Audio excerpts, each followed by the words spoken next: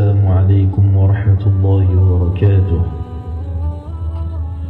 Je m'adresse ici aux musulmans qui ont la conscience que nos défenseurs d'aujourd'hui, ceux qui ont la parole et qui représentent notre communauté à travers les médias qui sont dominants, que le discours sur le Mahdi est absent, alors que nous voyons une guerre mondiale pointer son nez.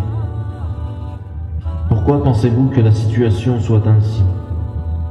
Car il est plus facile de donner aux musulmans la tâche d'atteindre le rang des anges, et nous savons qu'ils ne l'atteindront jamais, plutôt que de leur offrir un projet de vie qui soit palpable et immédiat.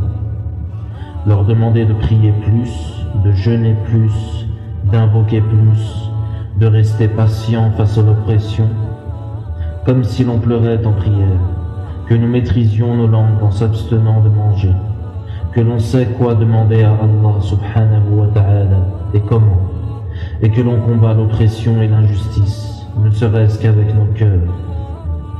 Je crois qu'il est là le problème.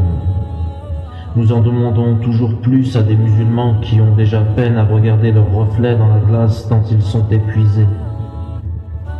Comment pourrions-nous leur imposer ce que même les compagnons n'ont pas fait? Au lieu de promettre l'enfer à un musulman dès le moindre défaut, sachons lui faire voir ce qu'est sa mission sur terre pour commencer. Le Coran dit qu'Allah subhanahu wa ta'ala n'avait créé les djinns et les hommes qu'afin qu'ils l'adorent. Ceci est une vérité. Mais lorsque le Seigneur dit aux anges qu'il allait installer sur terre un vicaire, ne pourrions-nous pas voir ici la clé de l'installation des hommes sur terre, celle du califat? Dieu nous a créés certes pour qu'on l'adore, mais comment pourrions-nous le faire sans un guide, un vicaire, un calife, un exemple pour nous montrer la voie, nous dire quoi faire? Nous avons certes le Coran et les hadiths authentiques, mais encore faudrait-il qu'on nous les explique correctement, qu'on nous en donne l'esprit.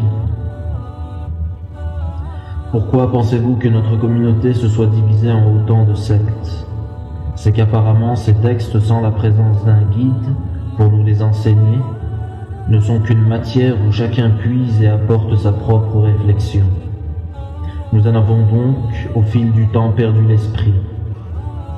Et je pense que la perte de cet esprit, eh bien, nous ne pouvons nous en prendre qu'à nous-mêmes si nous l'avons vécu.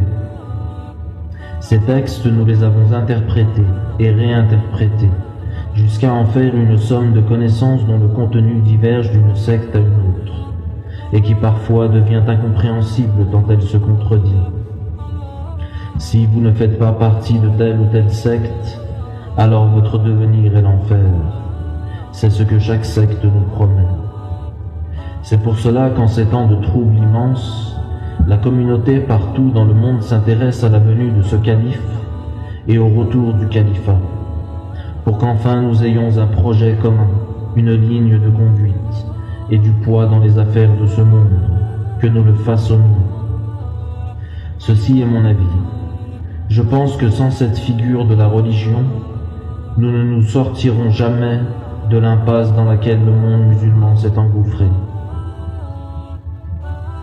Sans califat, nous ne serons jamais guidés et libres en tant que communauté.